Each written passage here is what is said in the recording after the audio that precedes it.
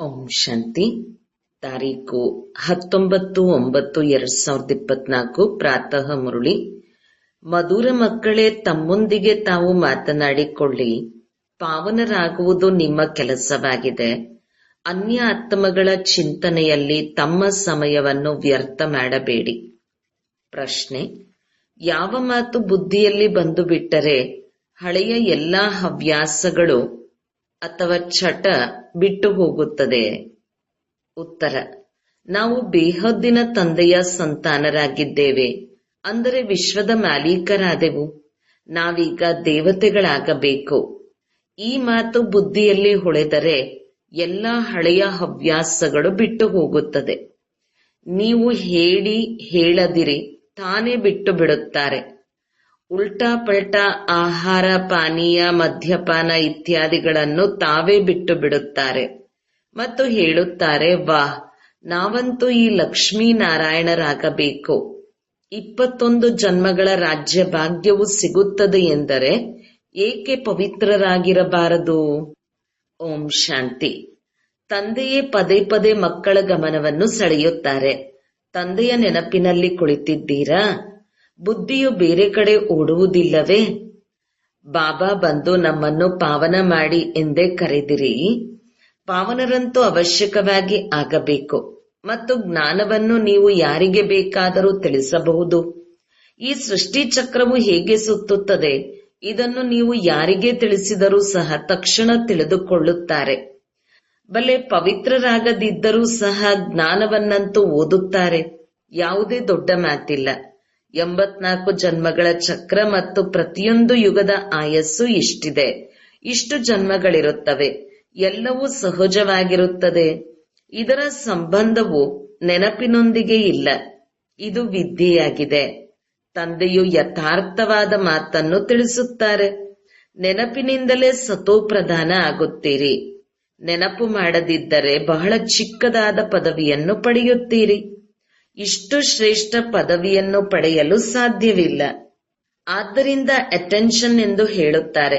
ಬುದ್ಧಿಯೋಗವು ತಂದೆಯ ಜೊತೆ ಇರಲಿ. ಇದಕ್ಕೆ ಪ್ರಾಚೀನ ರಾಜಯೋಗವೆಂದು ಹೇಳಲಾಗುತ್ತದೆ. ಶಿಕ್ಷಕರ ಜೊತೆ ಯೋಗವಂತೂ ಪ್ರತಿಯೊಬ್ಬರದು ಇರುತ್ತದೆ. ಮೂಲ ಮಾತು ನೆನಪಿನದಾಗಿದೆ. ನೆನಪಿನ ಯಾತ್ರೆಯಿಂದಲೇ ಸತೋಪ್ರಧಾನರಾಗಬೇಕು ಮತ್ತು ಸತೋಪ್ರಧಾನರಾಗಿ ಹಿಂತಿರುಗಿ ಮನೆಗೆ ಹೋಗಬೇಕು. ಉಳಿದಂತೆ ವಿದ್ಯೆಯಂತೂ ಬಹಳ ಸಹಜವಾಗಿದೆ. ಚಿಕ್ಕ ಮಗುವು ಸಹ ತಿಳಿದುಕೊಳ್ಳಬಹುದು. ನೆನಪಿನಲ್ಲಿಯೇ ಮಾಯೆಯ ಯುದ್ಧವು ನಡೆಯುತ್ತದೆ. ನೀವು ತಂದೆಯನ್ನು ನೆನಪು ಮಾಡುತ್ತೀರಿ, ಮತ್ತೆ ಮಾಯೆಯ ನೆನಪಿನಲ್ಲಿಯೇ ಯುದ್ಧವು ನಡೆಯುತ್ತದೆ. ನೀವು ತಂದೆಯನ್ನು ನೆನಪು ಮಾಡುತ್ತೀರಿ ಮತ್ತು ಮಾಯೆಯು ತನ್ನ ಕಡೆ ಸೆಳೆದು ಮರೆಸಿಬಿಡುತ್ತದೆ.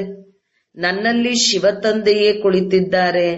ನಾನು ಶಿವನಾಗಿದ್ದೇನೆಂದು ಹೇಳುವುದಿಲ್ಲ. ನಾನು ಆತ್ಮನಾಗಿದ್ದೇನೆ. ಶಿವ ತಂದೆಯನ್ನು ನೆನಪು ಮಾಡಬೇಕಾಗಿದೆ.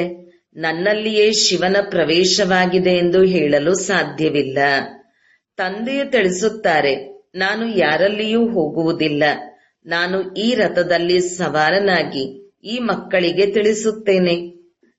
ಯಾರಾದರೂ ಮಂದಬುದ್ಧಿಯ ಮಕ್ಕಳ ಬಳಿ ಒಳ್ಳೆಯ ವ್ಯಕ್ತಿಗಳು ಬಂದಾಗ ಅವರ ಸೇವಾರ್ಥವಾಗಿ ನಾನು ಪ್ರವೇಶ ಮಾಡಿ ದೃಷ್ಟಿಯನ್ನು ಕೊಡುತ್ತೇನೆ. ಹೋಗಿ ಅವರಲ್ಲಿ ಸದಾ ಕುಳಿತುಕೊಳ್ಳುವುದಿಲ್ಲ. ಬಹುರೂಪ ಧಾರಣೆ ಮಾಡಿ ಅನ್ಯರ ಕಲ್ಯಾಣ ಮಾಡುತ್ತೇನೆ. ಆದರೆ ನನ್ನಲ್ಲಿಯೇ ಶಿವತಂದೆಯ ಪ್ರವೇಶವಾಗಿದೆ. ನನಗೆ ಶಿವತಂದೆಯು ಇದನ್ನು ಹೇಳುತ್ತಾರೆ ಎಂದು ಯಾರೂ ಹೇಳಲು ಸಾಧ್ಯವಿಲ್ಲ. ಶಿವತಂದೆಯಂತೂ ಮಕ್ಕಳಿಗೆ ತಿಳಿಸುತ್ತಾರೆ.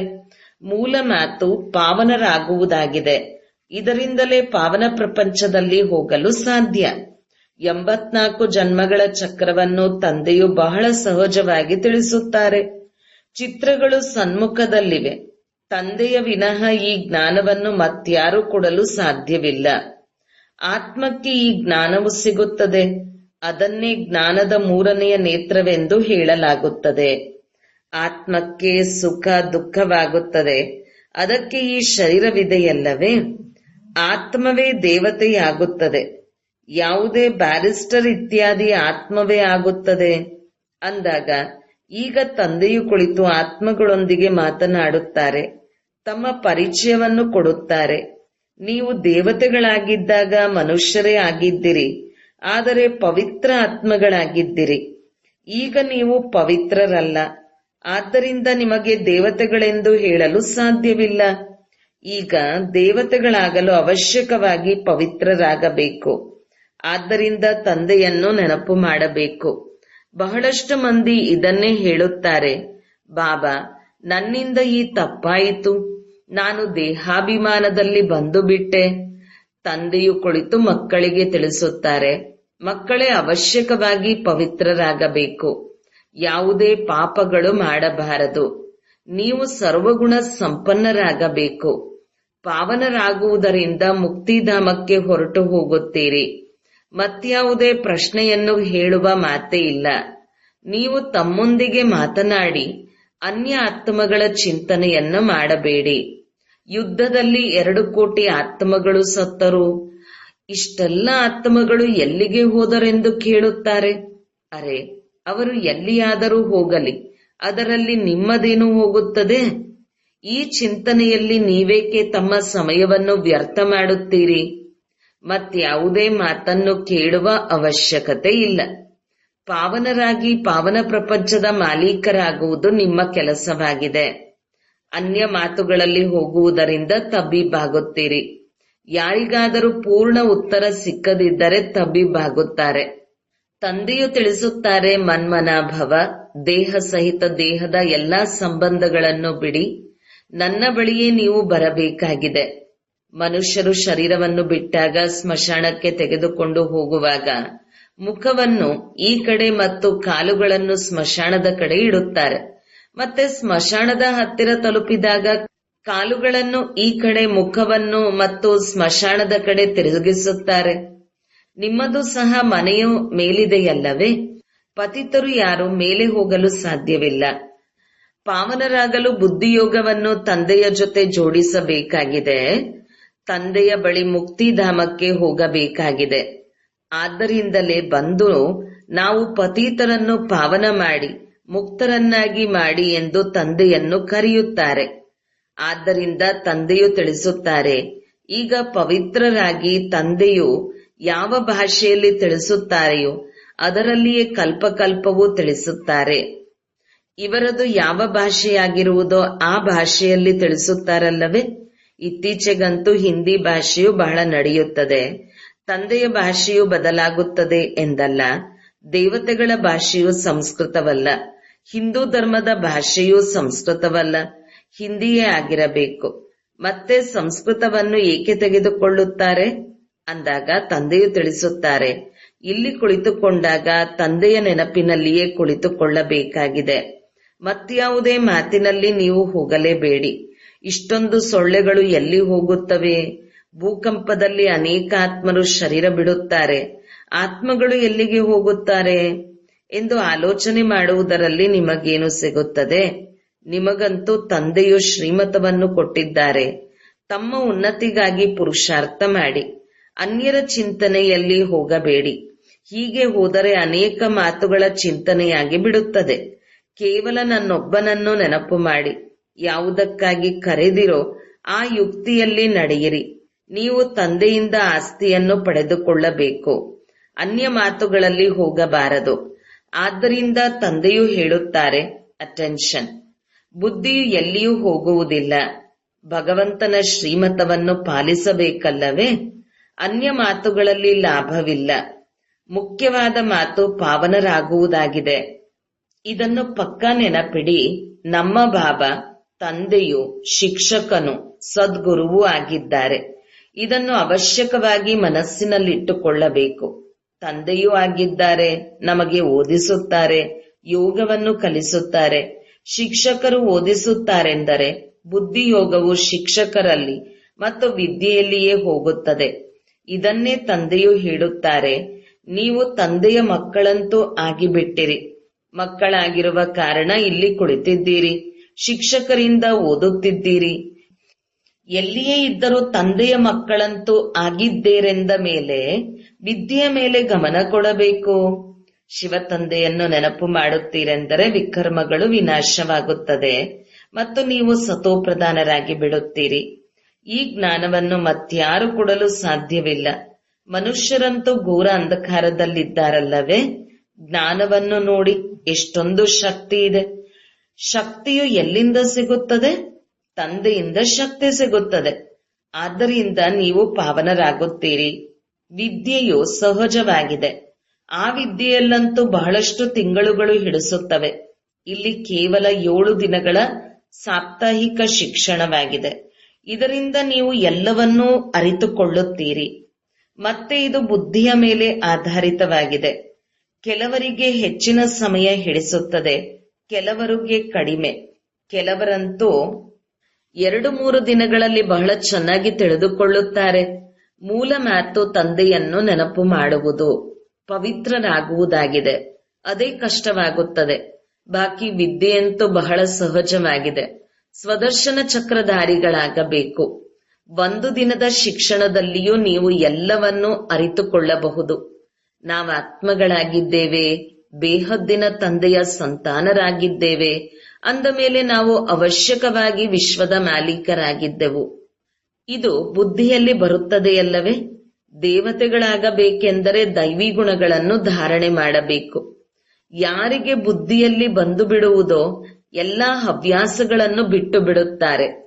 ನೀವು ಹೇಳಿ ಅಥವಾ ಹೇಳದಿರಿ ಎಲ್ಲವನ್ನೂ ತಾವಾಗಿಯೇ ಬಿಟ್ಟು ಬಿಡುತ್ತಾರೆ. ಉಲ್ಟಾ ಪಲ್ಟಾ ಆಹಾರ, ಪಾನೀಯ, ಮದ್ಯಪಾನ ಇತ್ಯಾದಿಗಳನ್ನು ತಾವಾಗಿಯೇ ಬಿಟ್ಟು ಬಿಡುತ್ತಾರೆ. ನಾವಂತೂ ವಾಹ್, ಈ ಲಕ್ಷ್ಮೀನಾರಾಯಣರ ಸಮಾನರಾಗಬೇಕು.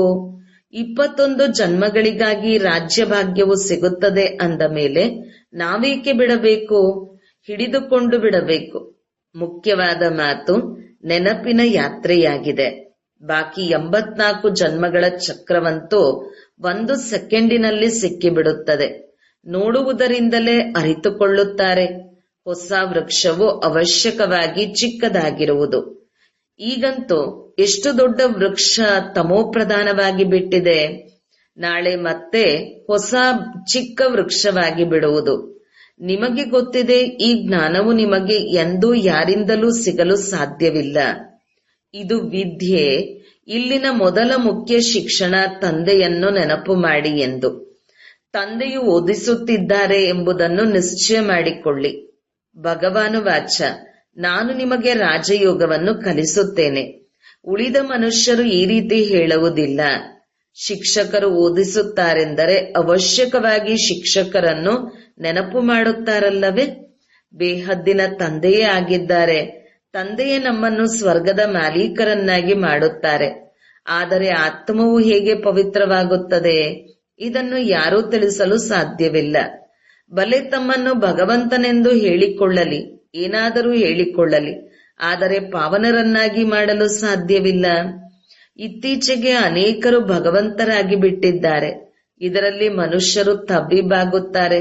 ಹೇಳುತ್ತಾರೆ, ಅನೇಕ ಧರ್ಮಗಳು ಸ್ಥಾಪನೆಯಾಗುತ್ತವೆ. ಯಾವುದು ಸರಿ ಎಂದು ಏನು ಗೊತ್ತು? ಬಲೆ ನಿಮ್ಮ ಪ್ರದರ್ಶಿನಿ ಹಾಗೂ ಮ್ಯೂಸಿಯಂನ ಉದ್ಘಾಟನೆ ಮಾಡುತ್ತಾರೆ, ಆದರೆ ಏನೂ ತಿಳಿದುಕೊಂಡಿಲ್ಲ. ವಾಸ್ತವದಲ್ಲಿ ಉದ್ಘಾಟನೆಯಂತೂ ಆಗಿಯೇ ಬಿಟ್ಟಿದೆ. ಮೊದಲು ಫೌಂಡೇಶನ್ ಬೀಳುತ್ತದೆ, ನಂತರ ಯಾವಾಗ ಮನೆಯಾಗಿ ತಯಾರಾಗುವುದೋ ಆಗ ಉದ್ಘಾಟನೆಯಾಗುತ್ತದೆ. ಫೌಂಡೇಶನ್ ಹಾಕಲು ಕರೆಸಲಾಗುತ್ತದೆ ಅಂದಾಗ ಇದನ್ನು ಸಹ ತಂದೆಯು ಸ್ಥಾಪನೆ ಮಾಡಿಬಿಟ್ಟಿದ್ದಾರೆ. ಬಾಕಿ ಹೊಸ ಪ್ರಪಂಚದ ಉದ್ಘಾಟನೆಯೂ ಆಗಲೇಬೇಕಾಗಿದೆ. ಅದರಲ್ಲಿ ಯಾರು ಉದ್ಘಾಟನೆ ಮಾಡುವ ಅವಶ್ಯಕತೆ ಇಲ್ಲ. ಉದ್ಘಾಟನೆಯಂತೂ ಸ್ವತಃ ಆಗಿಯೇ ಬಿಟ್ಟಿದೆ. ನಾವು ಇಲ್ಲಿ ಓದಿ ಹೊಸ ಪ್ರಪಂಚಕ್ಕೆ ಹೊರಟು ಹೋಗುತ್ತೇವೆ. ನೀವು ತಿಳಿದುಕೊಂಡಿದ್ದೀರಿ, ಈಗ ನಾವು ಸ್ಥಾಪನೆ ಮಾಡುತ್ತಿದ್ದೇವೆ. ಅದಕ್ಕಾಗಿಯೇ ಪರಿಶ್ರಮ ಪಡುತ್ತಿದ್ದೇವೆ. ಮತ್ತೆ ಈ ಪ್ರಪಂಚವೇ ಬದಲಾಗುತ್ತದೆ. ಮತ್ತೆ ನೀವು ಹೊಸ ಪ್ರಪಂಚದಲ್ಲಿ ರಾಜ್ಯ ಮಾಡಲು ಬರುತ್ತೀರಿ. ಸತ್ಯಯುಗದ ಸ್ಥಾಪನೆಯನ್ನು ತಂದೆಯು ಮಾಡಿದ್ದಾರೆ. ಮತ್ತೆ ನೀವು ಬರುತ್ತೀರೆಂದರೆ ಸ್ವರ್ಗದ ರಾಜಧಾನಿ ಸಿಗುತ್ತದೆ. ಅದರ ಉದ್ಘಾಟನಾ ಸಮಾರಂಭವನ್ನು ಯಾರು ಮಾಡುತ್ತಾರೆ? ತಂದೆಯಂತೂ ಸ್ವರ್ಗದಲ್ಲಿ ಬರುವುದಿಲ್ಲ. ಸ್ವರ್ಗವು ಹೇಗಿರುತ್ತದೆ ಎಂಬುದನ್ನು ಮುಂದೆ ಹೋದಂತೆ ನೋಡಬೇಕಾಗಿದೆ. ಅಂತಿಮದಲ್ಲಿ ಏನಾಗುತ್ತದೆ ಎಂಬುದನ್ನು ಮುಂದೆ ಹೋದಂತೆ ತಿಳಿದುಕೊಳ್ಳುತ್ತೀರಿ. ನೀವು ಮಕ್ಕಳಿಗೆ ಗೊತ್ತಿದೆ, ಪವಿತ್ರತೆಯ ವಿನಃ ಗೌರವಪೂರ್ಣವಾಗಿ ಸ್ವರ್ಗದಲ್ಲಿ ಹೋಗಲು ಸಾಧ್ಯವಿಲ್ಲ. ಮತ್ತೆ ಇಷ್ಟು ಪದವಿಯನ್ನು ಪಡೆಯಲು ಸಾಧ್ಯವಿಲ್ಲ. ಆದ್ದರಿಂದ ತಂದೆಯು ತಿಳಿಸುತ್ತಾರೆ, ಹೆಚ್ಚಿನ ಪುರುಷಾರ್ಥ ಮಾಡಿ, ಉದ್ಯೋಗ ವ್ಯವಹಾರಗಳನ್ನು ಬಲೆ ಮಾಡಿ, ಆದರೆ ಹೆಚ್ಚಿನ ಹಣವನ್ನು ಏನು ಮಾಡುತ್ತೀರಿ? ಹಣವನ್ನಂತೂ ತಿನ್ನಲು ಸಾಧ್ಯವಿಲ್ಲ. ನಿಮ್ಮ ಮಕ್ಕಳು, ಮರಿಮಕ್ಕಳು ಮೊದಲಾದವರು ಯಾರೂ ತಿನ್ನುವುದಿಲ್ಲ. ಎಲ್ಲವೂ ಮಣ್ಣು ಪಾಲಾಗಿ ಬಿಡುತ್ತದೆ. ಆದ್ದರಿಂದ ಯುಕ್ತಿಯಿಂದ ಸ್ವಲ್ಪ ಹಣವನ್ನು ಶೇಖರಣೆ ಮಾಡಿ, ಉಳಿದೆಲ್ಲವನ್ನು ವರ್ಗಾವಣೆ ಮಾಡಿಬಿಡಿ. ಎಲ್ಲರೂ ವರ್ಗಾವಣೆ ಮಾಡುವುದಿಲ್ಲ, ಅರ್ಥಾತ್ ಸಫಲ ಮಾಡುವುದಿಲ್ಲ. ಬಡವರೇ ಬೇಗನೆ ಸಫಲ ಮಾಡುತ್ತಾರೆ. ಭಕ್ತಿ ಮಾರ್ಗದಲ್ಲಿ ಒಂದು ಜನ್ಮಕ್ಕಾಗಿ ದಾನ ಪುಣ್ಯ ಮಾಡುತ್ತಾರೆ, ಆದರೆ ಅದು ಪರೋಕ್ಷವಾಗಿದೆ, ಇದು ಪ್ರತ್ಯಕ್ಷವಾಗಿದೆ. ಪತಿತ ಮನುಷ್ಯರದು ಪತಿತರೊಂದಿಗೆ ಕೊಡುವುದು ತೆಗೆದುಕೊಳ್ಳುವುದು ಇದೆ. ಈಗಂತೂ ತಂದೆಯು ಬಂದಿದ್ದಾರೆ, ನಿಮಗೆ ಪತಿತರೊಂದಿಗೆ ಲೇವಾದೇವಿ ಇಲ್ಲ. ನೀವು ಬ್ರಾಹ್ಮಣರಾಗಿದ್ದೀರಾ, ಬ್ರಾಹ್ಮಣರಿಗೆ ನೀವು ಸಹಯೋಗ ಕೊಡಬೇಕು. ಯಾರು ಸರ್ವಿಸ್ ಮಾಡುವರೋ ಅವರಿಗೆ ಸಹಯೋಗದ ಅವಶ್ಯಕತೆ ಇಲ್ಲ. ಇಲ್ಲಿ ಬಡವರು, ಸಾಹುಕಾರರು ಎಲ್ಲರೂ ಬರುತ್ತಾರೆ, ಆದರೆ ಕೋಟ್ಯಾಧೀಶ್ವರರು ಬರುವುದು ಬಹಳ ವಿರಳ. ತಂದೆಯು ತಿಳಿಸುತ್ತಾರೆ, ನಾನು ಬಡವರ ಬಂಧುವಾಗಿದ್ದೇನೆ. ಭಾರತವು ಬಹಳ ಬಡ ರಾಷ್ಟ್ರವಾಗಿದೆ. ನಾನು ಬರುವುದೇ ಭಾರತದಲ್ಲಿ, ಅದರಲ್ಲಿಯೂ ಈ ಅಬು ಪರ್ವತವು ಎಲ್ಲದಕ್ಕಿಂತ ದೊಡ್ಡ ತೀರ್ಥಸ್ಥಾನವಾಗಿದೆ. ತಂದೆಯು ಇಲ್ಲಿಗೆ ಬಂದು ಇಡೀ ವಿಶ್ವದ ಸದ್ಗತಿ ಮಾಡುತ್ತಾರೆ. ಇದು ನರಕವಾಗಿದೆ. ನರಕದಿಂದ ಮತ್ತೆ ಸ್ವರ್ಗವು ಹೇಗಾಗುತ್ತದೆ ಎಂಬುದು ನಿಮಗೆ ತಿಳಿದಿದೆ.